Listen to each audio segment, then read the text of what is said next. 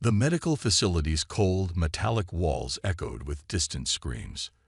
Lyra's hands shook as she packed the forbidden pain medicines into her bag. Around her, the sterile storage room felt colder than usual, its harsh lights casting sharp shadows across rows of supplies that by her people's laws should never be used to ease suffering. She knew what she was doing was considered treason.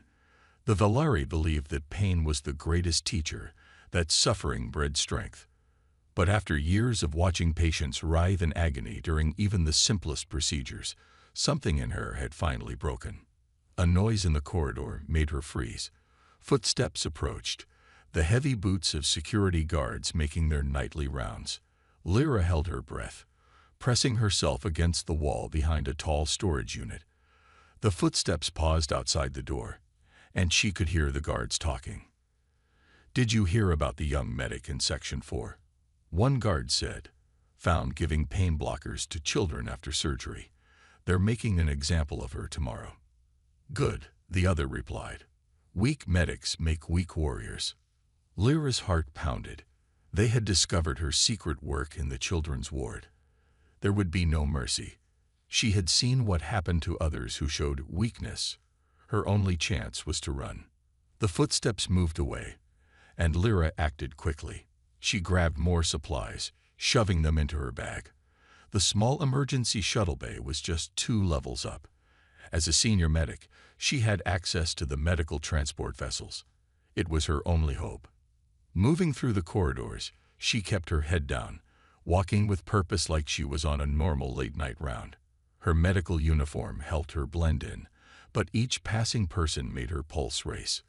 The elevator ride felt endless, but finally, she reached the shuttle bay level. Just as she rounded the last corner, an alarm blared through the facility. A mechanical voice echoed through the corridors. "Alert. Unauthorized access to restricted medicines detected in Storage Room 7. All security personnel report for duty. Begin facility lockdown." Lyra ran. She no longer cared about looking normal. Behind her, she could hear shouts and running feet. The shuttle bay doors were starting to close, part of the lockdown procedure. With a desperate burst of speed, she slid under them just before they sealed shut. The small medical shuttle sat ready on its launch pad. These vessels were simple, designed for quick medical evacuations from battlefield zones. Lyra's fingers flew across the control panel, her medical override codes still working. The engine hummed to life just as laser fire began hitting the shuttle's exterior. "This is Security Chief Marn. Power down immediately. Resistance will only increase your punishment." Lyra ignored the commands blasting through the bay's speakers. The shuttle lifted off, its engines straining as she pushed them to full power before the launch sequence was properly completed. More laser fire struck the hull, and warning lights flashed across her controls. The bay's outer doors were sealed, but they weren't designed to stop a determined pilot. Lyra aimed straight for them, diverting all power to the front shields. The impact was tremendous. Metal screamed against metal as the shuttle burst through, alarms blaring from multiple damaged systems. Space opened up before her, beautiful and terrifying. Behind her, the massive medical facility grew smaller, but she could already see security vessels launching in pursuit. Her damaged shuttle wouldn't be able to outrun them for long. Lyra's hands danced across the controls, initiating a desperate faster-than-light jump. The navigational computer screamed warnings about incomplete calculations and dangerous trajectories, but she had no choice. As the security vessels closed in, she activated the jump. The stars stretched into lines of light, and the shuttle leaped into the unknown. Warning lights continued to flash, showing multiple system failures. The jump engines were critically damaged, and life support was failing. Through the viewport, unfamiliar stars streaked past as the shuttle tumbled through space. Tears floated in the zero gravity around Lyra's face. She had escaped, but at what cost? The shuttle was falling apart around her, and she had no idea where she was going. But even death was better than returning to a society that saw kindness as weakness. As her consciousness started to fade from the failing life support, She saw a beautiful blue-green planet appearing in her viewport. Her last thought before blackness took her was a hope that wherever she was going, it might be somewhere that understood mercy. Tom Baker liked the quiet of early morning forest patrols. 20 years as a park ranger had taught him to enjoy these peaceful moments before the day truly began. But this morning was different. The strange lights he'd seen in the sky last night still bothered him. And the animals were acting weird. Too quiet, too cautious. He parked his ranger truck at the trailhead and grabbed his gear. Something had spooked the local wildlife, and he needed to find out what. The morning dew soaked his boots as he followed a trail of broken branches and disturbed earth. Whatever had happened here wasn't natural. The first sign of real trouble was the trees. Several massive pines lay broken and burned, creating a path of destruction through the forest. Tom radioed back to the station. "Base, this is Tom. Got some serious damage out in Section 7. Might be a small aircraft crash. Going to check it out." "Copy that, Tom. Need backup?" "Not yet. I'll call if I find anything." The destruction got worse as he went deeper into the forest. The smell of burnt metal and strange chemicals filled the air. Then he saw it, a silver vessel, unlike any aircraft he'd ever seen, half buried in the soft earth. Steam rose from its cracked hull, and pieces of strange metal were scattered everywhere. "Well," Tom muttered to himself, "this is definitely above my pay grade." A weak sound caught his attention. Something between a whimper and a gasp. Tom moved carefully around the wreck, following the noise. Behind a piece of twisted metal, he found her. The alien was humanoid, but clearly not human. Her skin had a slight purple tint, and delicate patterns of what looked like scales traced across her face. She wore some kind of uniform, now torn and bloodied. When she saw Tom, her eyes went wide with terror. To Tom's surprise, she spoke in perfect English. "Please," she said, her voice shaking. "Make it quick." Tom blinked in confusion. "Make what quick?" "The killing, or the torture. Whatever you're going to do." She tried to sit up straighter, wincing in pain. "I accept my fate as an intruder." Tom immediately pulled his first aid kit from his backpack. "Nobody's killing or torturing anybody. You're hurt, and I'm going to help you." The alien stared at him like he'd grown a second head. She actually flinched when he moved closer with bandages. "I don't understand," she said. "I crashed in your territory. I'm at your mercy. Why aren't you?" She trailed off, watching in bewilderment as Tom carefully cleaned a cut on her arm. "Because you're hurt," Tom said simply, continuing his work. "And where I come from, we help people who are hurt, even purple people who fall from the sky." He gave her a gentle smile. "I'm Tom, by the way." "Lara," she replied automatically, then winced as he found another injury. You have medicine that stops pain." "Of course." Tom pulled out some painkillers from his kit. "Here, these should help until the ambulance arrives." Lyra took the pills with trembling hands, tears forming in her eyes. "My people believe pain makes us stronger. That comfort makes us weak." "Well, no offense to your people," Tom said, checking her for other injuries. "But that's just stupid. Pain is pain. It's not some magical teaching tool. It's just hurting, and hurting people is wrong." To his surprise, Lyra started crying harder, but she was smiling too, in a way that made Tom think she hadn't done much smiling before. "I've never," she started, then had to take a breath. "I've never heard anyone say that out loud before." Tom heard sirens in the distance. He'd called for medical help while treating her, and now they were arriving.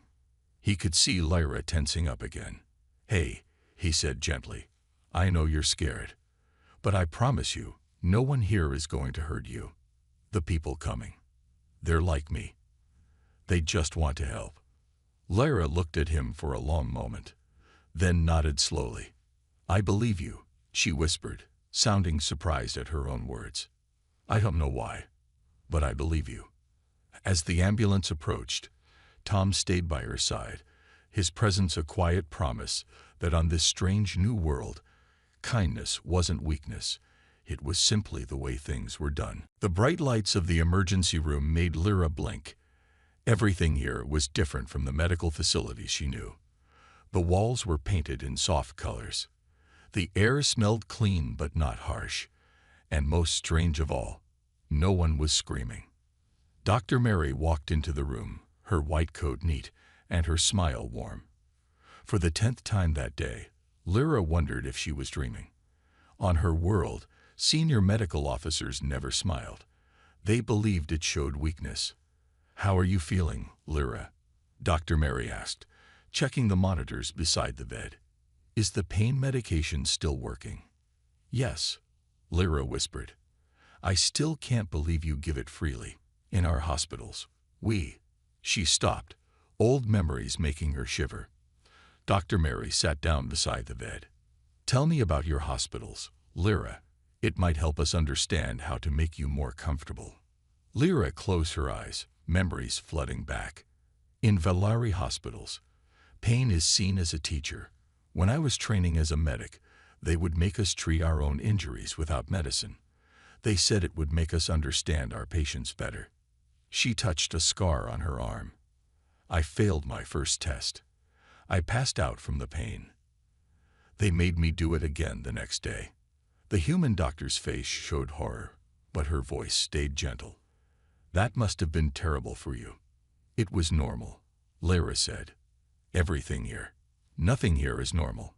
Yesterday I heard a child crying because of a small cut, and instead of telling him to be strong, the nurse gave him something called a lollipop and a colorful bandage with pictures on it.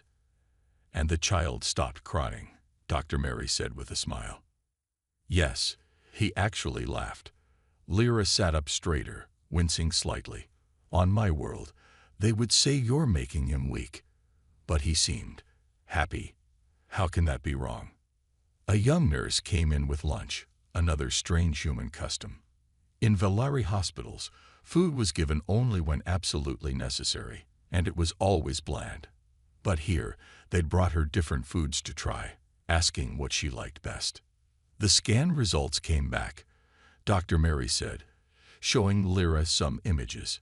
"Your bones are healing well, but there's some tissue damage we'd like to repair surgically. With your permission, of course." Lyra stared at her. "My permission? Of course, it's your body. We don't do anything without patient consent here." Tears formed in Lyra's eyes. On her world, doctors did whatever they thought best. Patients had no say. She remembered holding down struggling people, telling herself it was for their own good. During the surgery, Lyra asked carefully, Will I feel it?" Dr. Mary's face softened with understanding. "No, Lyra. You'll be completely unconscious. You won't feel any pain at all. When you wake up, we'll have medication ready to keep you comfortable while you heal." A memory flashed through Lyra's mind. Her last surgery on her home world. They had strapped her down, told her to be strong, to learn from the pain. She had screamed until her voice gave out. "Why?" Lyra asked, her voice breaking. "Why are you all so kind? What do you gain from it?" "We gain better healing," Dr. Mary explained. "Patients who are comfortable and feel safe heal faster. But more than that." She took Lyra's hand gently. "It's simply the right thing to do. Causing unnecessary pain is wrong. That's something most humans understand." A young doctor walked in then, carrying some charts. He smiled at Lyra. Another casual smile, freely given. "Good news. Your blood work shows no infection. Looks like those antibiotics are doing their job." Lyra watched him leave, then turned back to Dr. Mary. "I treated a young medic once, in secret. He had burned his hands badly. I gave him pain medicine. When they found out," she shuddered, "they said I had ruined his chance to grow stronger through suffering. They said I was a traitor to our ways." "You weren't a traitor," Dr. Mary said firmly. "You were a good doctor. You followed the most important rule of medicine. First, do no harm." For the first time since arriving on Earth, Lyra felt something new growing inside her. Not fear, not confusion, but hope. Maybe, just maybe, she had finally found a place where healing didn't have to hurt. 2 weeks had passed since Lyra's crash landing, and Earth continued to surprise her. Today, Tom was visiting again, carrying a bag full of what he called books and something that smelled wonderful. "Brought you some chicken soup," he said, setting up a small table near her hospital bed. "My mom's recipe. And these books about Earth's medical history. Dr. Mary said you were interested." Lyra carefully opened one of the books, still amazed by the simple technology. On her world, everything was digital. But these paper books had a special feeling to them. She could touch the pages, feel their weight. "I've been reading about your Florence Nightingale," she said. She changed everything by saying patience needed. Kindness. The word still felt strange in her mouth. Tom nodded, pouring the soup into a bowl. "Yeah, she was pretty amazing. Changed how we think about nursing and patient care. Try the soup, it's good for healing, or so my mom always says." Lyra took a careful spoonful. Warm flavors filled her mouth, and she couldn't help smiling. "On my world, medical food is just nutrition, no taste. They say enjoying food makes you soft."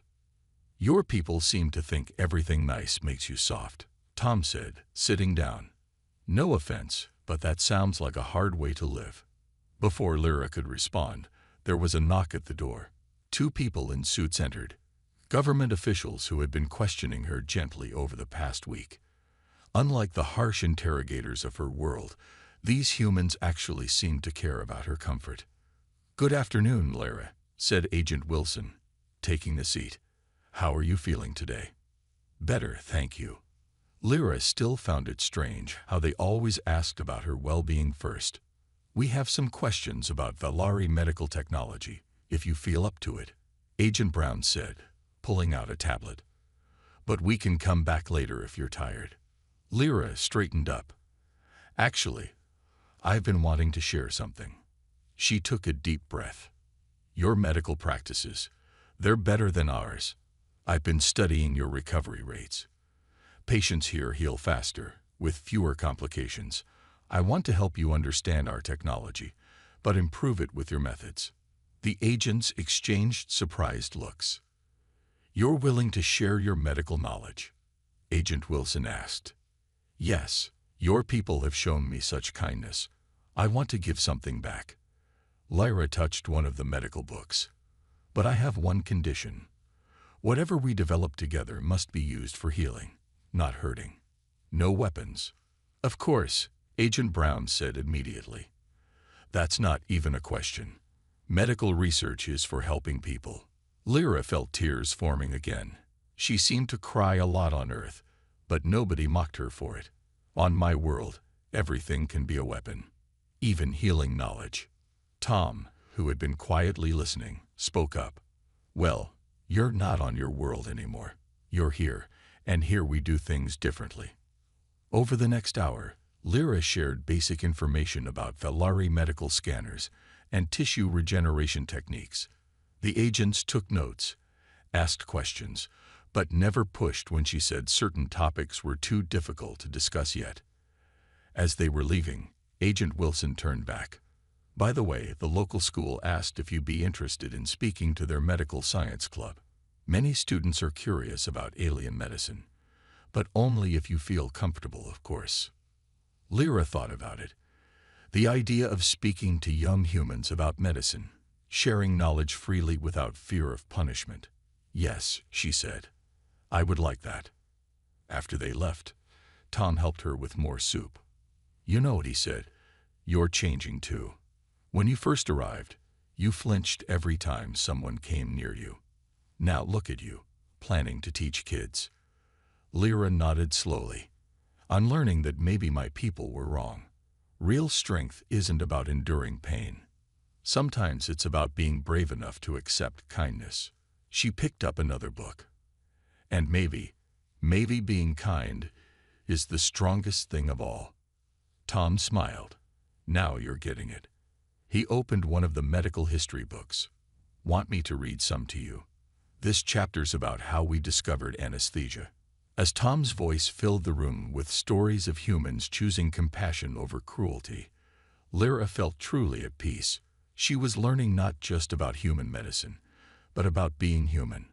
And that, she realized, was the most valuable lesson of all. The emergency meeting room at the hospital was filled with tension. Lyra stood at the window, staring at the night sky, her hands trembling. The satellite images on the screen behind her showed what she had feared most: 3 Valari medical ships entering the solar system. "They're coming," she said quietly. "I recognize those ships. They're from the Medical Enforcement Division." Tom, Dr. Mary, and the government agents sat around the table, watching her with concern. Agent Wilson spoke first. "What exactly does this Medical Enforcement Division do?" Lyra turned, her face pale. "They help other species become stronger. At least, that's what they call it." She closed her eyes, memories flooding back. "I've seen their work. They find developing worlds and offer medical aid. But their treatments, they believe every cure must come through pain." "Like they do on your world?" Dr. Mary asked gently. "Worse." Lyra's voice shook. "They see other species as weak because they use pain prevention. They think they're helping by teaching them the right way to heal." She opened her eyes, looking at each person in the room. "They won't just ask nicely. They'll force their methods on your hospitals." Agent Brown checked his tablet. "The ships will reach Earth in 3 days. What can we expect?" "They'll send a message first, offering help. They'll say they want to share advanced medical knowledge." Lyra started pacing. "But once they're here, they'll start by removing all pain medication from hospitals. They'll say it's for our own good." "Well, that's not happening," Tom said firmly. "We're not going to let them hurt people." Lyra stopped pacing. "You don't understand. Their ships have weapons. If you resist, they'll say you're too weak to make proper medical decisions. They'll take control by force." Dr. Mary stood up, her face determined. "Then we'll show them they're wrong." "Lyra, in the past month, you've helped us understand so much about advanced medicine. But more importantly, you've learned why our way works better." "The recovery statistics," Agent Wilson added. "Show them the data about faster healing with proper pain management." Lyra shook her head. "They don't care about statistics. They care about tradition, about their beliefs." She hugged herself, shivering despite the warm room. "I tried showing them evidence before. That's why I had to run." Tom walked over and put a gentle hand on her shoulder. "But you're not alone this time. And we're not giving up our way of healing. Not when it's right." "We need to prepare," Agent Brown said, typing quickly. "Lyra, we need everything you can tell us about their ships, their protocols, their weaknesses." "Weaknesses?" Lyra looked confused. "You're not planning to fight?" "No," Dr. Mary said with a small smile. "We're planning to teach, just like we taught you." Understanding dawned on Lyra's face. The young medical officers on those ships, many of them are like I was, doubting, questioning, but afraid to speak up. "Exactly," Agent Wilson said. "We'll show them another way is possible, but we need your help to do it." For the next hour, they made plans. Lyra shared everything she knew about Valari ship layouts, medical protocols, and crew structures. The humans listened, asked questions, and slowly built a strategy that didn't involve a single weapon. As the meeting ended, Lyra looked out at the stars again. "I'm scared," she admitted. "Not of them hurting me, but what if we fail? What if they force their ways on your people?" Tom stood beside her. "You know what I think. I think once people see there's a better way, a kinder way, they can't unsee it. It worked with you." "But I was ready to change," Lyra said. "I was already questioning everything. And you don't think others are?" Dr. Mary joined them at the window. "You're proof that change is possible. Sometimes people just need to see it's okay to be kind." As they looked up at the stars together, Lyra felt something replace her fear. Hope, yes, but also determination. The Valari were coming to teach Earth a lesson, but maybe, just maybe, Earth would teach them instead. 3 days, she said firmly. We have 3 days to prepare. Let's show them what real healing looks like. The hospital's main conference room had been transformed into a meeting space for first contact. 3 Valari medical ships hung in orbit above Earth, visible through the large windows as bright points of light in the morning sky. Lyra stood between Dr. Mary and Tom, wearing a clean white Earth doctor's coat over her traditional Valari medical uniform. Her heart pounded as the room's screen lit up, showing the stern face of Chief Medical Officer Dax. "Greetings, Earth representatives," Dax said, his voice cold and formal. "We've come to reclaim our lost medic and offer your species proper medical guidance." Before anyone could respond, a young Valari officer behind Dax suddenly pointed at Lyra. "She's wearing pain-giver clothes." The officer's voice held more curiosity than accusation. Dax's eyes narrowed. "Lyra, remove that offensive garment. You dishonor our ways." "No," Lyra said, her voice shaking but clear. "These clothes represent what I've learned, what we've all forgotten." She stepped forward. "Chief Medical Officer, I request permission to present evidence of Earth's medical achievements." "Evidence of weakness," Dax scoffed. "Their hospitals are filled with pain-blocking poisons. They coddle their patients like infants." Dr. Mary spoke up, her voice calm. "Yet our recovery rates are better than yours. Lyra has helped us combine your advanced technologies with our methods. The results are remarkable." The screen split to show medical data.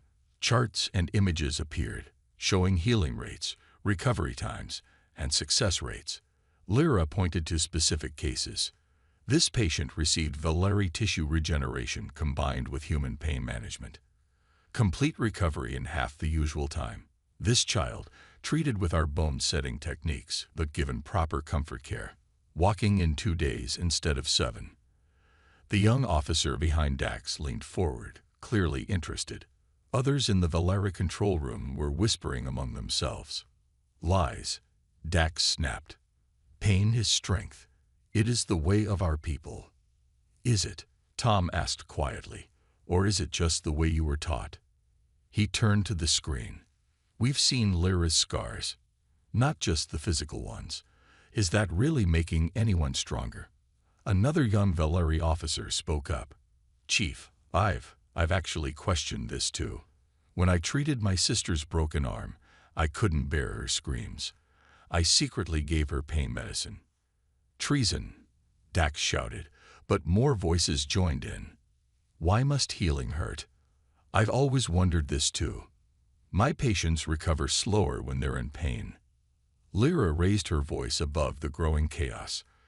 "I was like you. I believed pain was necessary. But look." She rolled up her sleeve, showing a recent surgical scar. "I had Earth surgery 2 weeks ago. No pain, no suffering, and I healed perfectly. Our ancestors didn't have pain medicine, so they made a virtue of suffering. But we know better now." The screen showed more young Valari medical staff moving forward, pushing past their superiors to see better. Their faces showed a mix of hope and fear, the same expression Lyra had worn when she first experienced human kindness. "This is a rebellion," Dax growled. "We'll take control of their facilities by force, show them true strength." "No," said a firm voice. A senior Valari doctor stepped forward, her age marks showing years of service. "I've watched these reports in silence. The evidence is clear." She faced Dax. "We were wrong. All these years, we were wrong." The room fell silent. Even Dax seemed shocked by this elder's words. "Our ships have the best medical equipment in the galaxy," the elder continued. "Imagine what we could achieve if we combined our technology with their wisdom about healing." She smiled slightly. "True strength is being able to admit when we're wrong." Lyra felt tears on her cheeks, but for once, they were tears of joy. Around the room, human and Valari alike were nodding. Even some of Dax's loyal officers looked thoughtful. The elder turned to the Earth delegation. "We request A teaching exchange, not to instruct, but to learn, to find a better way together. Dr. Mary stepped forward, smiling. We would be honored. As the room erupted in excited discussion, Tom leaned close to Lyra. See, sometimes kindness is the strongest medicine of all. Lyra watched as human and Valari medical staff began talking eagerly about possibilities. A new chapter was beginning, one where healing didn't have to hurt. 1 year had passed since the day Earth changed Valari medicine forever. Lyra stood in the new Joint Medical Academy, watching students from both worlds working together in the training hall. The building itself showed how things had changed. Gone were the cold, metallic walls of traditional Valari hospitals. Instead, warm colors and comfortable spaces filled the rooms. Large windows let in natural light, and the gardens outside were full of healing plants from both planets. "Ready for your lecture, Professor?" Tom asked, walking up with a stack of textbooks. He now worked as a cultural advisor at the academy, helping bridge the gap between human and Valari ways. Lyra smiled, touching her new uniform, a design that combined Valari medical symbols with the comforting style of Earth doctors' coats. "I never thought I'd see young Valari sitting willingly in pain management classes." "Times change," Dr. Mary said, joining them. She pointed to a group of students practicing with a new medical scanner. "Look at that.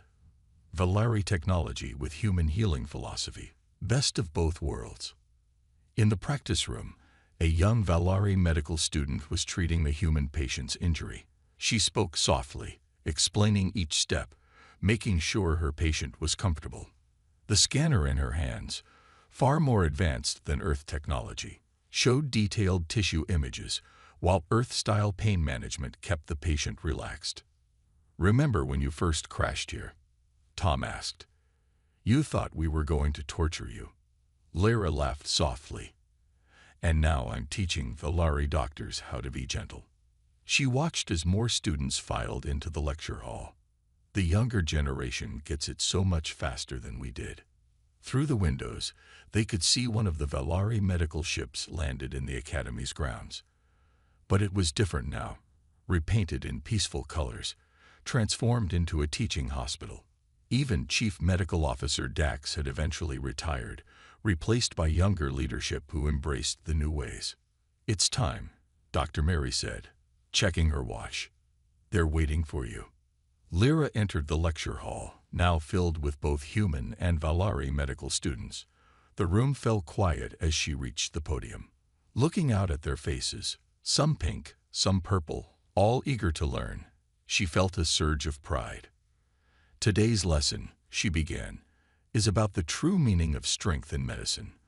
For too long, my people believed that enduring pain made us stronger. We were wrong." She activated a display showing healing rates. "Real strength is having the courage to be kind. Real power is in healing without hurting." A young Valari student raised her hand. "Professor, my grandmother still says the old ways were better, that we're becoming soft." "Show her this," Lyra said, displaying new data.